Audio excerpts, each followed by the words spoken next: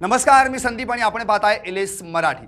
आत्ताची एक महत्त्वाची बातमी, महाविकास आघाडीकडून विधान परिषदेसाठी कोणता उमेदवार असणार याची चर्चा अनेक दिवस रंगली असताना आणि अगदी लेटेस्ट अंबादास दानवेंचा इंटरव्ह्यू जो एलएस मराठीने केला होता, त्यामध्ये आम्ही आमच्या पक्षप्रमुखांनाच विधान परिषदेवर जावं असं आमच्या मनामध्ये धरलेलं आहे असं म्हणणारे अंबादास दानवे आज लोकसभेवर जाण्याची भाषा करणाऱ्या अंबादास दानवेंना पुन्हा एकदा विधान परिषदेची लॉटरी लागली।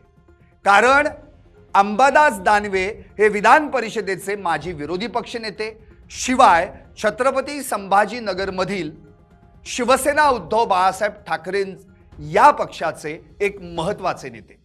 पण आता महाविकास आघाडीकडे जागा अवघी एक, त्यात काँग्रेस, शरदचंद्र पवार यांची राष्ट्रवादी काँग्रेस आणि राहिली शिवसेना उद्धव बाळासाहेब ठाकरे यांचा पक्ष।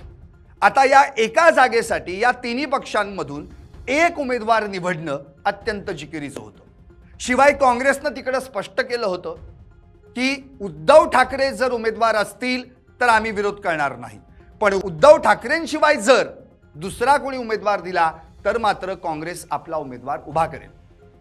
आता एलएस मराठीनं छत्रपती संभाजीनगरमध्ये जाऊन थेट अंबादास दानवे यांचा एक्सक्लुझिव्ह इंटरव्ह्यू केला। त्या इंटरव्ह्यूमध्ये जेव्हा त्यांना विचारण्यात आलं की तुम्ही विधान परिषदेवर यंदा जाणार का, त्यावर त्यांनी थेट उत्तर दिलं होतं की पक्ष प्रमुख उद्धव ठाकरे यांनीच त्या जागेवर जावं अशी आमच्या सगळ्यांची इच्छा आहे। मग तुम्ही कुठे जाणार, त्यावर त्यांनी उत्तर दिलं होतं की मला लोकसभेत जायचंय। पण अगदी 2च दिवसांमध्ये ही सगळी सूत्र फिरली आणि अंबादास दानवे यांना पुन्हा एकदा विधान परिषदेची लॉटरी लागली। आज आदित्य ठाकरे यांनी स्वतःहून हे घोषित केलं की विधान परिषदेचे आमच्या पक्षाचे आणि एकूणच महाविकास आघाडीचे उमेदवार अंबादास दानवे असतील, उद्धव ठाकरे निवडणूक लढवणार नाहीत। आता त्यामुळं असं ट्विस्ट निर्माण झालंय की जर उद्धव ठाकरेच उमेदवार नाहीत तर काँग्रेस म्हटल्याप्रमाणे जर उद्धव ठाकरेंशिवाय दुसरा कोणी उमेदवार दिला तर आम्ही आमचा उमेदवार उभा करू, तसा उमेदवार उभा करणार का? तिकडे शरदचंद्र पवार राष्ट्रवादी काँग्रेस या पक्षाचं म्हणणं काय आहे हे देखील पाहावं लागेल। पण शरद पवारांना राज्यसभेवर पाठवण्यासाठी त्यावेळी शिवसेना उद्धव बाळासाहेब ठाकरे पक्षानं आपला पाठिंबा दिला होता, त्यामुळं शरदचंद्र पवार राष्ट्रवादी काँग्रेस यावेळी शिवसेना उद्धव बाळासाहेब ठाकरे पक्षाच्या उमेदवाराला पाठिंबा दे। पण काँग्रेसचं काय आणि राहिला अंबादास दानवेंचा प्रश्न। एकतर मुळात ज्यावेळी शिवसेना म्हणजेच 2022 मध्ये जिथं फूट पडली आणि एकनाथ शिंदे ज्यांनी उठाव केला, त्यांच्या भाषेत जे काही बंड केलं आणि ते शिवसेनेतून बाहेर पडले, त्यावेळी एकनिष्ठ म्हणून अंबादास दानवे हे मातोश्री सोबत राहिले, हे उद्धव ठाकरेंसोबत राहिले। इतकंच कशाला, याआधी राज ठाकरे जेव्हा शिवसेनेतून बाहेर पडले होते आणि मनसेची स्थापना झाली होती, त्यावेळी देखील अंबादास दानवे मातोश्री सोबत राहिले होते।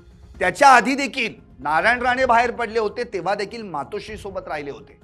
त्यामुळे छत्रपती संभाजीनगरमधील शिवसेना उद्धव बाळासाहेब ठाकरे पक्षाचा एक आक्रमक नेता, महत्त्वाचा चेहरा म्हणून अंबादास दानवेंकडे पाहिलं जातं। आणि आता अशा नेत्याची जेव्हा टर्म संपली तेव्हा पुढील निवडणूक येईपर्यंत अंबादास दानवे यांचं करायचं काय हा प्रश्न शिवसेनेवर समोर उभा होता। खरं तर अंबादास दानवे यांनी लोकसभेची वाट धरायची आहे मला असं स्पष्ट एलएस मराठीला सांगितलं होतं। अर्थात मग जर ती लढत पाहायला मिळाली असती तर संदीपान भुमरे वर्सेस अंबादास दानवे अशी लढत पाहायला मिळाली असती। पण आता अचानक ट्विस्ट आलं आणि उद्धव ठाकरेंच्या ऐवजी अंबादास दानवे यांना विधान परिषदेची उमेदवारी घोषित झाली।